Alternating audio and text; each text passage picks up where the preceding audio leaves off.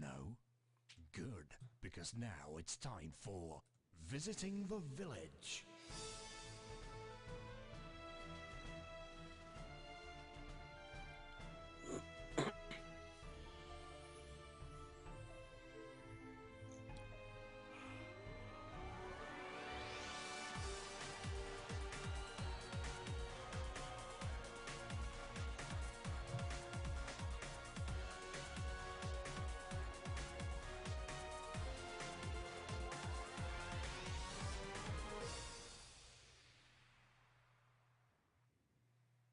Ladies and gentlemen, hello and welcome to episode 52 of Visiting the Village, the show that takes the more esoteric gaming stories and discusses them in a mutually beneficial environment. With me as ever is the inimitable and indubitable Ian Hardingham.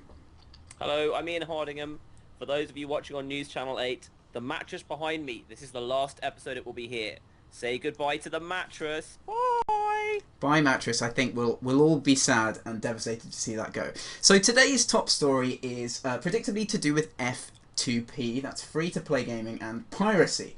Ubisoft have come out and said that they experience a 93 to 95% piracy rate, and that this has induced them to move to free-to-play. Also because, in a strange case of statistical simultaneity, only 7% of players in free-to-play games pay for content. Ian Hardingham, does this make any sense at all? And what do you think about piracy versus free-to-play? No, I don't think it makes any sense. This made me laugh more than any statistic I've heard this year. So yeah, so they're saying that 93% of the people who play their games pirate them, and apparently about 93% of people who play their free-to-play games don't pay for them either. So I really enjoy this kind of thing. I suppose if you're just a shareholder and you're just listening to that, maybe that makes some sense, but obviously it makes absolutely no sense at all. Are those 7% paying as much as they are for a boxed product? Are you getting the same number of players playing anyway?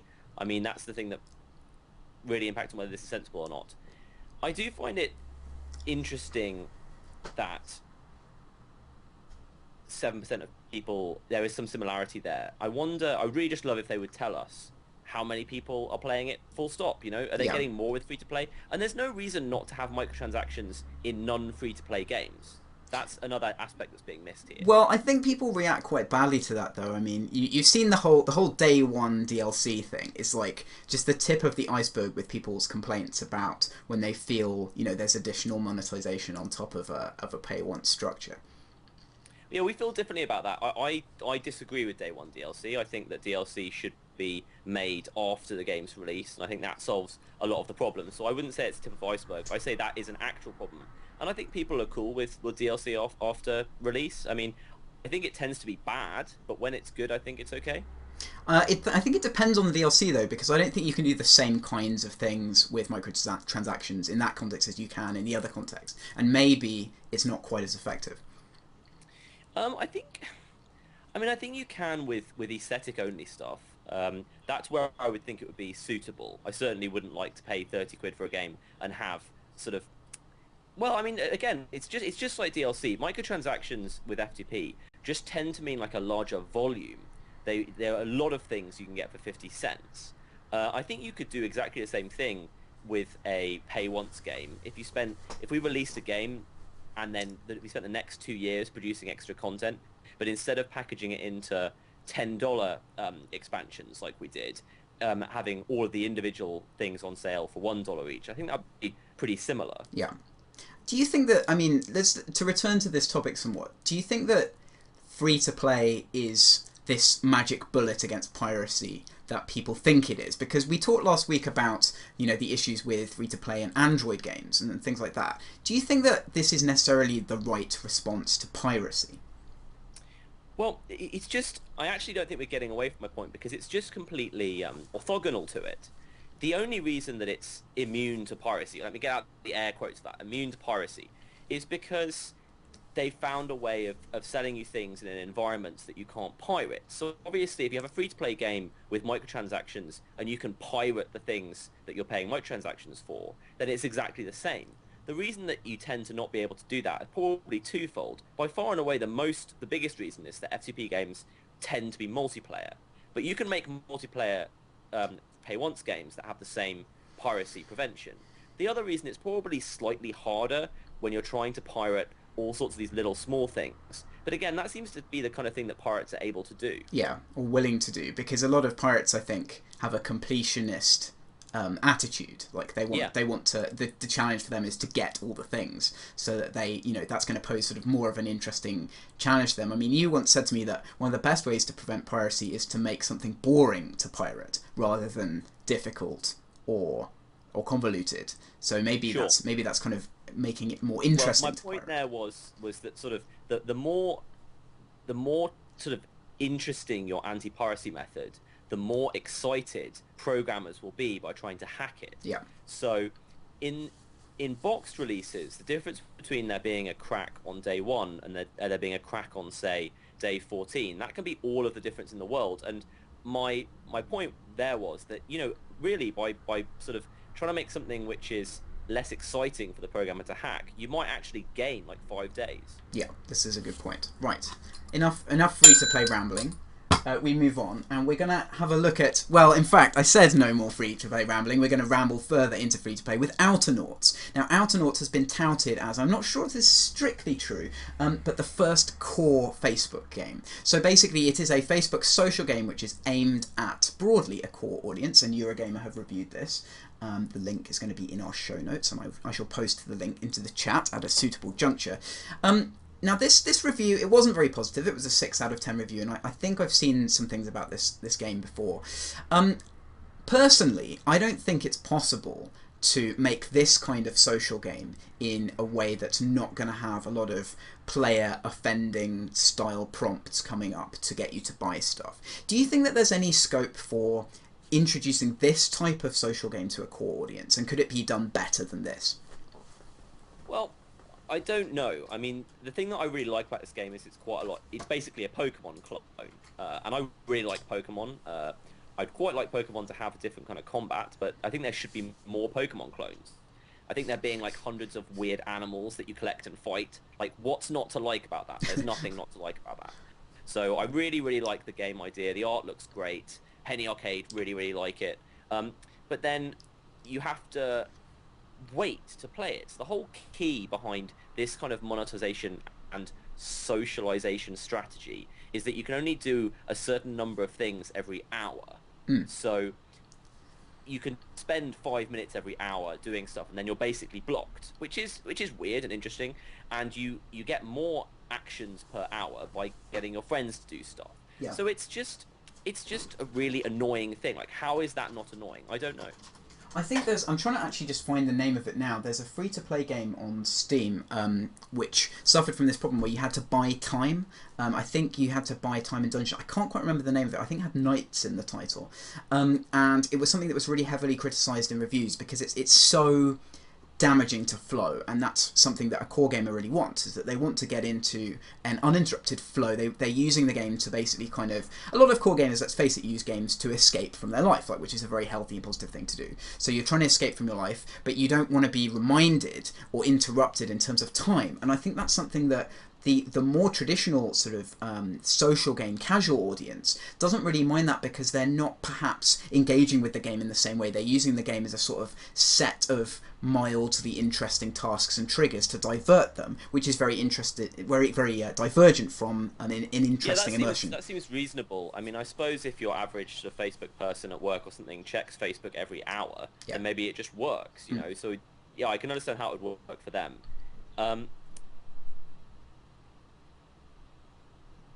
Yeah, I mean, it's just, research has shown that when a human being is given a choice between paying for unlimited access for something and paying per use, they will tend to choose unlimited access, even if it's a worse deal. Gyms are often shown as this, that people would rather pay £30 a month for a gym rather than £5 per session. So I think that that's key to it as well. I think we want games that we really love, hardcore games. We want them to be eat what you want, just you have as much as you want. Yeah. Although something I'm interested in is a game that has more of a core aesthetic, more of a core focus, but requires sort of less frequent interactions. Maybe you have to think a lot when you're doing that. I mean, I suppose something like Neptune's Pride is probably, you know, quite close to that, but I think that's kind of one like super extreme way of doing that genre. I think there might be some scope for some more corey, socially type games that have that in them, but maybe require like a big leap in gameplay in terms of how we do these things. When I looked at this game, I really thought, like, can we just get away from this nagging thing, like nagging people to pay? Is it possible to get away from that? Because I think the future of free to play really rests on that. Well, I mean, no one wants to pay, and the people who definitely don't want to pay are the people who are playing free-to-play games. I think that the massive success of free-to-play games in general, there are two reasons, and one of them, and a very significant one of them, is that there are a lot of people who really can't afford or refuse to pay for games. So it's a whole new market, and these guys, you know, they have to be nagged. You have to nag people. You know, it's part of... It's the price you pay, and a lot of people are totally happy to pay that price, and we're not. I don't know where it's going to go. I mean, just when it comes down to it, I really like basically gambling £10 that something's going to be fun. Like I go into the supermarket and I buy a DVD. It's like a fun gamble. I don't mind if it fails in some ways. Yeah, that's part of the whole experience. So that I don't believe that the pay once is going to go away for that reason. I think it works for a lot of people. Fair enough. Right, we move on, and we're going to change tack now and talk about what is described very aptly in our show notes as a weird Minecraft social experiment. Now, this has been reported on Eurogamer as well, and it was done by a group called Wordworks Experiment, excuse me. And what they did was they got some Minecraft players, and they forced them to play for 2 months within a 350 by 350 grid. And I shall post the link once more for the chat. Now, this is a very, very interesting social experiment. You're taking a sandbox-style environment like Minecraft, and you're basically doing sort of one of those classic psychological tests on people. You're putting them in a box, you're giving them limited resources. Yeah, the players were encouraged to directly communicate outside of the game using, you know, normal communication means and form groups if that's what they wanted to do. And of course they did. And of course they spent a lot of their time making weapons and trying to fight the other groups and compete. What did you make of this? Did you agree with the conclusion of this article that, you know, if they had torn down the walls at the end and allowed them to experience the verdant lushness of the full Minecraft universe, the same thing would have persisted? What do you think? Yeah, I do think it's an interesting idea to have them playing for 2 months and they can see the verdant lushness beyond the walls, but they can't interact with it. I'm sure that was psychologically very disturbing for these people. I suppose it's combat. The thing I liked by far the most about this is that they didn't tell them what the purpose was, and they, as you say, encouraged them to interact outside the game, basically to form allegiances. And I really like that. So obviously it would be fun to have a look like what lines those came down on. Did these people know each other? And if not, how did they choose who they were going to ally themselves with? Was it when they saw someone jumping in a certain way they liked, or building a certain kind of structure they liked? I want to know more, to be honest. And as usual, Eurogamer didn't have enough screenshots either, but everything looks very grey. Now, I've noticed while you were talking about this, there's some dissent from the chat, and they're saying that this was staged, and that it was in fact fake. So this is like a potentially much more exciting story. Maybe this was staged just to get onto Eurogamer. What do you think is more likely, this being staged or this actually happening and being that interesting? Wow, so this is... I'm not prepared for that. So, okay. I think it is more likely... I don't know if this was staged. I mean, how would you have to stage this? Nothing that exciting happened. They didn't end up making an allegiance between all of themselves and then, like, forming a suicide cult and killing themselves. Like, nothing very exciting happened. So I'm going to trust these guys. I think they actually got some Minecraft players to... I don't know, mine a lot. Right. Well, the chat in true disproving story on the internet nature has linked to an extremely long Reddit post, which I'm sure we can check out post-show. And it's fascinating, but I really want to believe, that you can use Minecraft for social experimentation. One thing I was going to say about this is that it'd probably be quite difficult to get people to, you know, play that consistently, I guess. Although people are quite happy to, you know, go for these super role-play type multiplayer games like DayZ and put a lot of time into that. Yeah, if you find the right people, I'm sure it works. Yeah, you have to get your clan of, like, die-hard Minecraft survivalists together. Well, there we are. Do you have anything to add on this topic, sir? No, I don't have anything to add. I've moved my microphone closer, so hopefully I'm louder. I'm going to bell this. We're going to talk about now something which Eurogamer has said that Sony have patented, which is a method for turning TV adverts into interactive gaming experiences. So the idea is that one of the suggestions was that you could shout McDonald's at a McDonald's advert to stop the McDonald's advert. Which, to be honest, sounds fantastic.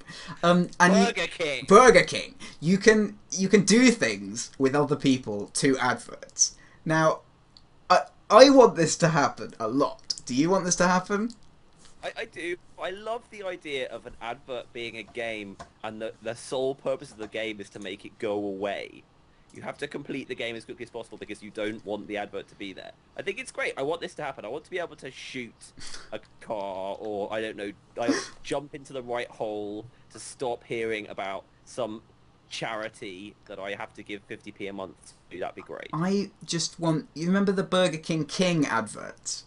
I do. I just want that because they made a series of games based on the King, which was like one of them was, if I remember correctly, one of them was a Trials HD clone with the King on a bike.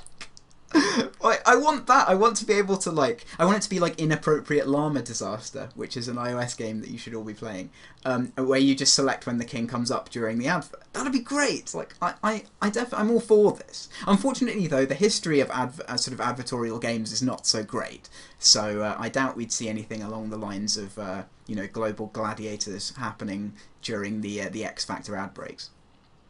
Or the Skittles. I don't know. This is a great idea. I'd love to see this happen. Come on, Sony. Let's have that as a PS4 feature. Yes, that's more advert games. We're going to talk about StarCraft 2 again now. I promise we won't do this every week. But I don't believe you. David Kim, who is the Game Balance Director, has told PC Gamer that LAN support doesn't fit in with what Blizzard is trying to achieve. Now, this has got to be the most requested community feature in StarCraft 2. There was some fantastic community memes of Mike Morhaime and other Blizzard execs watching an uncomfortable pro match where the connection was dropped to Battle.net and the players had to restart. Just endless pictures of their faces while that was going on. And they have been so dogmatic about refusing to put LAN in. David Kim said, it's really just about our philosophy of how we're trying to make the game. And they've denied that it's about security. They say that it's partially about that, but they want to give the correct experience to their players. What do you think about LAN, the fact that people want LAN, and what is the future of LAN? Yeah, I suppose we should start off by saying that we don't support LAN in our current games, but it doesn't have as much of a problem because you don't have this real-time aspect where if you drop, the game is ended. Yeah, I don't know. I think they should allow MLG to run their own StarCraft 2 servers. I think the problem there, though, is that if they do that, they know it will leak instantly, and that everyone playing the game seriously will have that. So it's kind of, for them, that is the same as just allowing it, which I think is sensible because that's what would happen. The community is such. I suppose. I mean, yeah. I mean, there would be ways around that. Just about. I agree it would be difficult, but these are sort of hundreds of thousands of dollar events. You think they could probably secure a computer? I know that people want it so much that it would be like a huge price to be put on that, but you could put some other security things around it. Yeah. Fair enough. When it comes to actual use, I guess, especially with a real-time game, it would really frustrate me if I'm playing and I'm literally 2 feet away from someone and we're experiencing lag because they haven't allowed us to have a LAN server. So I think it's really frustrating. I do understand why they do it, and I think the security aspect is compelling. 10 years ago, this would have been completely unacceptable. Even 5 years, completely unacceptable. I think we're just going through this difficult phase, and in a few years, internet will be as stable as the electricity, and all this stuff will just become automatic. Yeah, I mean, I think that's probably true. I do have to say that I think they've had the best part of 2 years now to really work out this lag at tournaments issue. And when you're the number one esport, which I think it indubitably is, I think you've got to pay attention to stuff like that. And I think they should just find a way of having lag-free LANs, whether it's that a Blizzard employee comes with a special server that's in a case that he unlocks and takes home with him.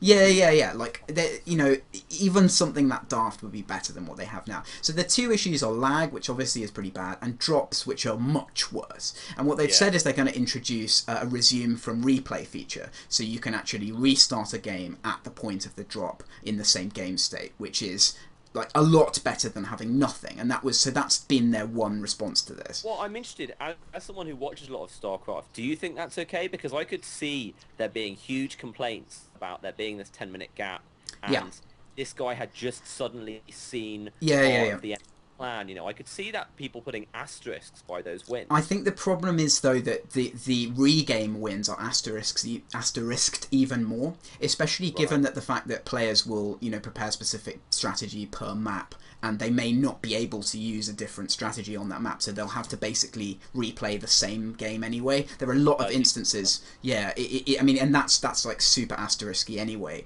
So I think it would be better than that. It's still obviously like a drop in the middle of a competitive game is like one of the worst things that can happen. It's still better than in StarCraft 1 though, where what they used to do, some of the Korean authorities would just vote on who they thought should win, which was obviously significantly worse given what they should do the StarCraft equivalent of a penalty shootout in that situation. They should have a very weird mod where you just have 5 siege tanks each, and it's first to die. It's just a bunker rush is pretty much perfectly the equivalent of a penalty shootout. Right, enough StarCraft now. We're going to move on to a game that isn't out yet. It's called Dishonored. If you know anything about games at all, you will have heard all of the insane ranting about this game. RPS have just posted a more detailed preview of it, and it is being touted as the spiritual successor to such greats as Thief, Deus Ex, and Hitman. Now, you are trying to stay spoiler-free on this, and I guess that means that you're pretty much extremely excited for when it comes out. Yeah, I'm pretty bored nowadays that the blanket PR and marketing coverage of any game I'm even slightly excited about means I know so much about it that I almost feel like I've played it before it comes out, and I'm completely bored. So this looked really cool, so I've just completely blocked myself off. I'm trying not to hear anything about it at all. I did take one for the team, though, and by the team I mean the podcast. I did read this article. It was quite interesting, a lot of good design stuff here. I'm always interested when Harvey Smith turns up. Yeah. Because Harvey Smith was this sort of highly touted prospect out of college, and he was learning behind Warren Spector, and everyone thought he was the next big thing. And then I think Warren Spector really gave him the kiss of death, because he basically said, "You're now the lead designer on Deus Ex 2. And the problem with that is, you basically can't win if you take over as the designer on the sequel to Deus Ex. So I think in retrospect, he had a really tough time, and it obviously showed, because he then had to make an Area 51 game. He's notorious for having decided to have unified ammo in Deus Ex 2, which is one of the original internet controversies of all time. I think he's probably got some interesting ideas, and I'd like to see it get through, but I find his story romantic. I really think that he got screwed over by that whole thing. And you think this might be like his resurgence now, that maybe he's free of the shackles of Warren Spector's shadow, he's going to make something amazing? Yeah, I think he's just had a bit of a bad time, and I think he's free of the shackles of a lot of responsibility as well. Yeah. I don't believe he's the lead designer anymore, but you could certainly see you have a lot of offensive coordinators in football who are fantastic offensive coordinators, and whenever they get promoted to head coach, they're absolutely terrible. And as soon as they get demoted again, they're great again. So it may be in a backup role, he's really good. I know that's not massively relevant to this.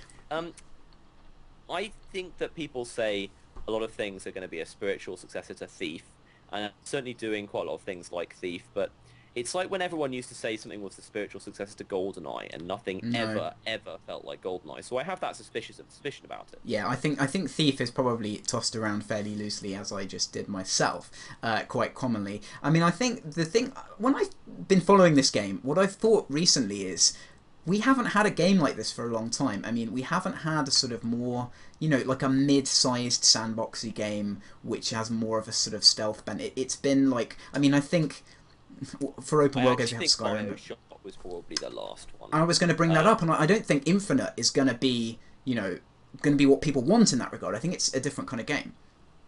Oh, I just straightforwardly don't know. I always suspected that they've shown off a lot of new things about Infinite, but I think it's probably still based on having large, coherent single levels, which is Sure. something that I think is absolutely great and was a massive part of the success of the early Thief games and Deus Ex. And really, one of the massive problems with Thief 3 and Deus Ex 2 was that they hadn't worked out how to stream stuff on the original Xbox. So all the levels had to be really small, which, like, I mean, if you were to choose one way to completely undermine those games, that would be it. So that they are doing that is pretty impressive. So I like that. And of course, something else to mention with this, or to reiterate with it, is that it's original IP. And again, like we know all the risks around that. And it looks quite interesting. It's got this sort of, like, almost sort of Renaissance-y, slightly steampunky thing going on. It's definitely treading on Bioshock territory a little bit, but and I have to say I like how it looks. Like, normally that kind of stylized design can be a bit arch. I always felt Bioshock was a bit too kind of highly wrought for me. I thought it was, really trying to throw that thing in your face all the time. Whereas this has a little bit of quirkiness, a little bit of subtlety to it, which is really nice to see and quite refreshing. Yeah, the screenshots look absolutely fantastic. I do worry the more stylized a game it is, sometimes the less sandboxy it feels. Yeah. It's quite a complex and possibly stupid point, but I prefer simpler looking platform games that have tiled graphics because they really push the mechanics to the forefront, and you can see a level designer really play with what you can do with these blocks. And when I see games like this and Bioshock to a certain extent, I do think that having such polished graphics and such stylistic graphics sort of undermine the freedom a bit. Yeah, sure, absolutely. Like, you don't really feel that. You feel that the level has been designed for you, I think, a lot of the time, and that's really not the experience you want. You want, the feeling of going to a weird place. And I mean, that's something I experience. If you play older games that are kind of more pixely, they definitely have this air of mystery to them in the same in a way that really constructed looking environments don't have. Yeah, because nowadays a level is just the only limits to what a level can be is pretty much the imagination of an artist. Yeah. Whereas it used to be the imagination of the artist or the level designer within a really constrained tool set. And there was something so satisfying about seeing a new use of the tool set that you as a player couldn't imagine. Yeah. But you can see how it fits in. You can see like how much of a clever thing it is, and it really surprises you. Like when you went into the Lost City in Thief, and they were desperately trying to wrangle this game engine to be able to show this desecrated lava landscape. Yeah. There was something so fabulous about it, and we've definitely lost that. I mean, replaying a bit of Duke Nukem 3D again recently, Yeah. just like the stuff they did with that engine was so crazy. Like, everywhere has these really kind of almost broken things just because they wanted to like make this weird, office or this really weird bar or something like that. And you just, that doesn't happen anymore. And it is about constraint and limitation. And Minecraft has been exhibiting this in great droves as well, that you can have this sense of scale from graphical limitation in some ways. Yeah, I think that's just a lot of space for that, and I think you can definitely make it look more modern than Minecraft does. Not that there's anything wrong with what Minecraft looks like. Yeah. I think that it's about the player believing the world is coherent, and at the moment, I don't think these Unreal Engine games feel coherent. There's something about them that lacks depth and coherency. And maybe someone's going to work that out and produce the next game engine. I think Source felt a lot more like this. Like you could see what the blocks were made of, and you could understand the rules of the engine, so you could sort of then play within it, I suppose. What do you think about AI in the context of games like this as well? Because I think something about that will ring true of AI. It seems to be, especially with Deus Ex and things like that, that it's about how you manipulate a system that you know is not human. So you know that there's this AI system that you're manipulating. Do you think that, like, what are the pitfalls they're going to fall into with that in this kind of game? Yeah, oddly enough, as you make a human enemy AI more intelligent, you tend to limit yourself mechanically, because what you really want to say is, like in Thief, if you can creep up behind someone and you can smack them on the head and then you can hide their body, that's going to work. You need things in games that work. People need to learn practices, systems, mechanics, and I think we should see less intelligent enemies. Yeah. And people always quote the Half-Life 1 Commandos, and they were absolutely amazing because they were truly sort of scary and unpredictable. But a lot of Half-Life's other enemies were completely predictable. I Yeah, think yeah. that's really important. You don't want a game that is all Marines, in my opinion. I think that there's this really romantic idea that people have of they're going into this society, this sort of ecology of characters where all the characters have routines and they're doing things, and I think that is always so much at odds with what's actually fun. I mean, the game that has this that I think is it's most incongruous in is Beneath the Steel Sky. That actually had like a box bullet point that the characters had routines, and it's a freaking point and click game where you have to find the character, solve the puzzle, and like because they decided to go to the toilet, like that's not interesting, and it just really foregrounded for me like this routine thing. Why are people so obsessed with that? It's just so clearly not going to lead to a good game.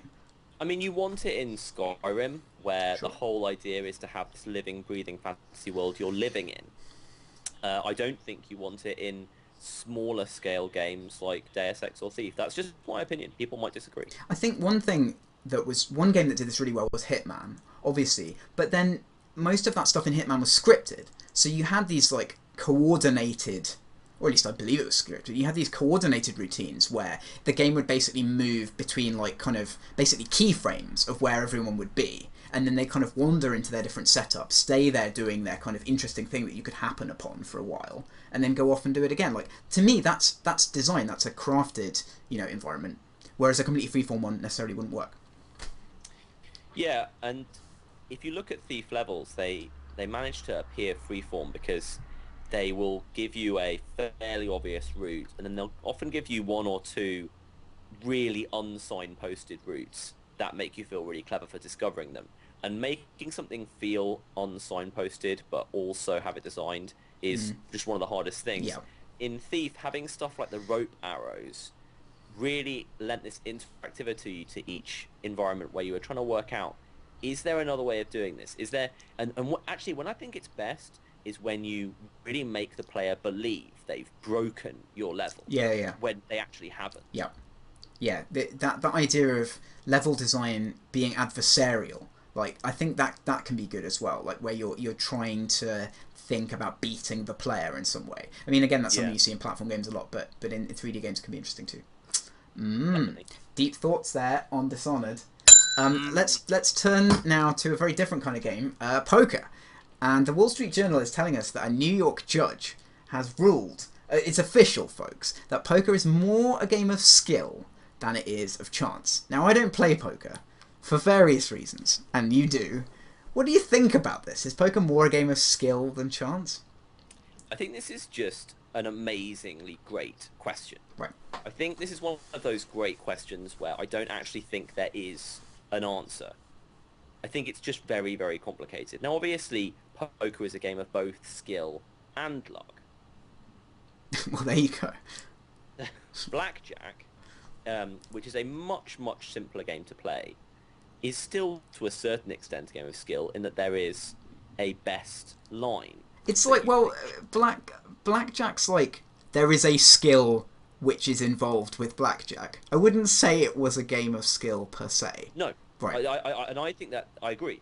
I think that's on the other end. I think that's definitely, if you were just going to put things in buckets, that would be in the in the chance bucket. Yeah. But poker's just interesting because it's very hard. Everyone who really thinks about it seems to agree that it's a game of skill, but it's actually very difficult to define why it's a game of skill because in terms of tells and reading your opponents and stuff, that's massively overrated in its importance, and that might help you on maybe 2 or 3 hands in an evening, but really help you if you're playing against really good players. Most of the time, it is knowing what the odds are, being able to calculate really quickly whether it's worth, depending on what's in the pot, what your cards are, what your opponents are like. So obviously, that is skill. But on the other hand, unlike most games where people would absolutely, definitely put them in the bucket of skill, like tennis or soccer, you can have an evening where you are just dealt bad cards and you will lose. Yeah. I suppose in a game which is basically predicated on intelligent reaction to essentially random situations, the situations can occasionally just be massively dominant. I mean, obviously there's tests you can do, right, in terms of... I mean, can you reliably establish a skill difference in poker players? Because they cite this research where they took a highly skilled player and a low skilled player and they did X number of games, and, you know, is that reliable? Can you do that kind of statistical test? Absolutely, over a long enough period of hands, Yep. and a poker match is generally long enough. Simply knowing the odds of various different things, the odds of the hands, and being able to know what the odd of your hand is winning based on what's on the table and in the pot, absolutely it's skill, yes. Right. But there we go. Poker, interesting, the second game choice of most professional StarCraft players. They all play a lot of poker, which interests me. Interesting.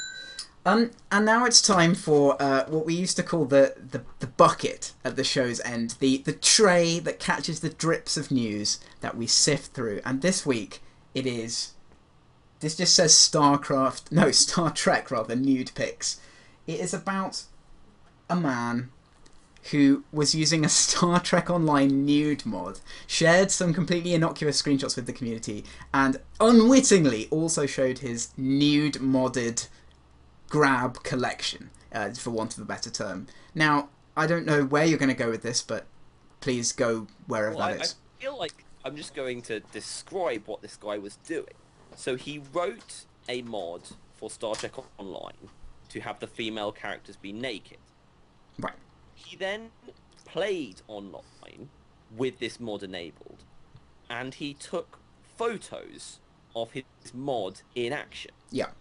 So obviously if he made the mod, he could have produced all of these photos just, you know. What's weird and great about this is that he was getting off, I presume, on talking to an apparently female human being and seeing her avatar illicitly naked. Yeah. Imagine if I could give you a pair of glasses, X-ray specs. It would be very exciting, and you'd get in a lot of trouble when you were found out. I just love this. I really want a Facebook mod where it just randomly inserts naked pictures for everyone. That would be great. With microtransactions, definitely. I mean, this kind of thing has been... Every virtual world has this problem, and it's just... the thing that amuses me is that it's Star Trek. Like, it's just like a combination of all of the bad nerd stereotypes, traits, and behaviors. It's a virtual world based on Star Trek, where someone is looking at naked computer ladies who are probably not ladies most of the time. It's like a perfect storm of idiocy. I have no problem with any of that. It's the fact that he took pictures. That's what's completely ridiculous. That's the final straw.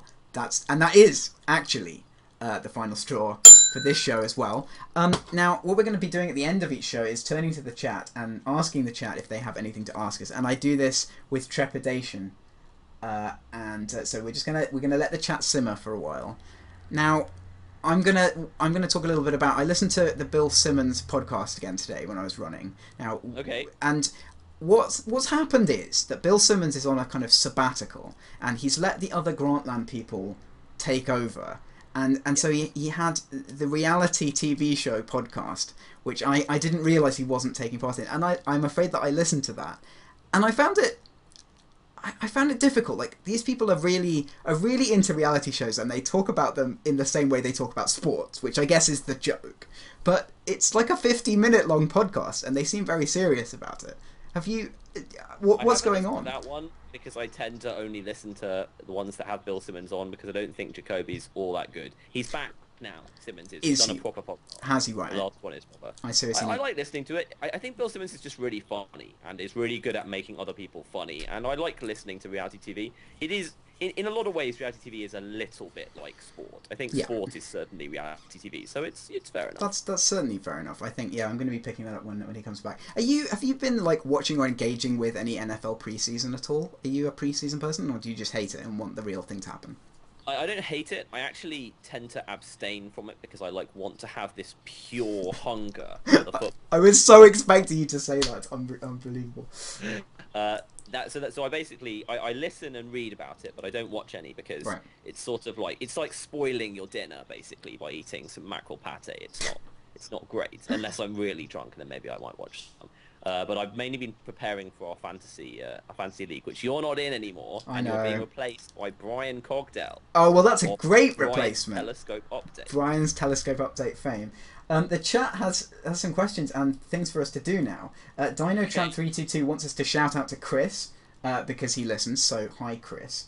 Hi, Chris. HD says, if I could follow Lau, who is a British StarCraft 2 player, in a VW campervan, would you do that? The answer is yes. And oh yes, Milky Bee Kid says, I've been enjoying Play Money after hearing about it on the last podcast. That's good. You should listen to my book recommendations. Play Money by Julian Dibble, about his time as an ultimate online gold farmer. You should definitely be reading that. Meneth says, what is your favourite book? My favourite book is Neuromancer. What is your favourite book, Ian Hardingham? Mine is The Scar by China Mieville.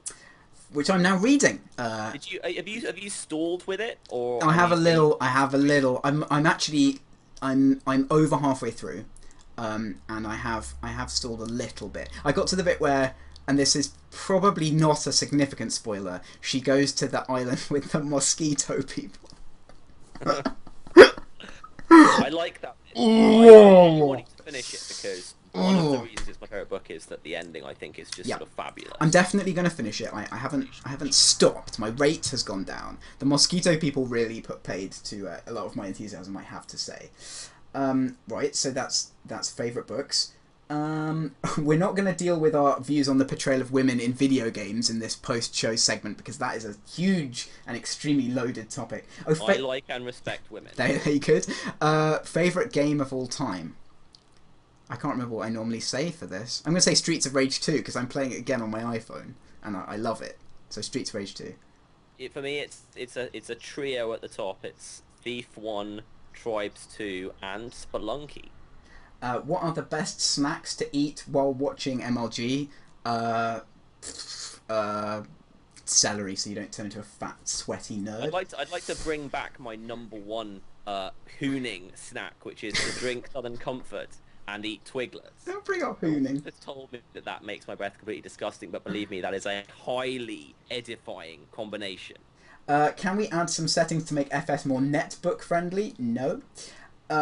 Any more game-related book recommendations? Masters of Doom is my favourite game-related book of all time. It's just absolutely amazing. It's just the trashiest, most entertaining thing in the world, and it's about Doom, so that's also good.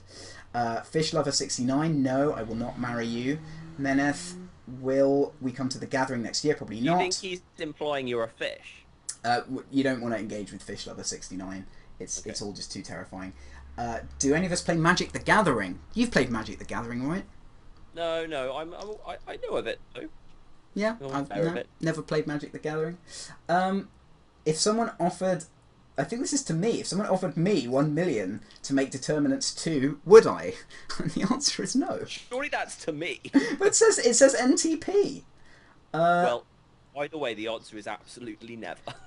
Mango, do you play Dungeons and Dragons? I've never played Dungeons and Dragons. What did I play? I played Blood Bowl. I did a bit of Werewolf. But nothing. No, never Dungeons and Dragons. Ever played Dungeons and Dragons? No, not traditionally. No. And finally, this is going to be the final question: is Zerg OP Imba? and the answer is, I think a little bit right now. I think a little. Right, that's going to be it. Thank you very much for tuning into the show. Thank you to all our live viewers, and hello if you're watching on YouTube or listening on the podcast. Visitingthevillage.com for all your needs. We'll be back next Wednesday at 6 PM UK time. Say goodbye, Ian Hardingham. Goodbye, everyone. That's it, children. Time for bed. Don't forget to pay us a visit at www.visitingthevillage.com.